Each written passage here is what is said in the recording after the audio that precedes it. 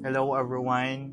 I'd like to share a touching encounter I had in Iloilo City recently. While accompanying a nanay who couldn't enter the cathedral due to her health condition, she imparted three profound life lessons.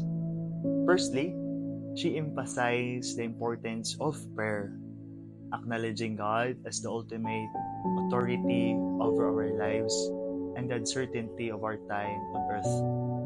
Second, she encouraged serving the Lord in any capacity possible, highlighting the significance of using our talents and resources for His work.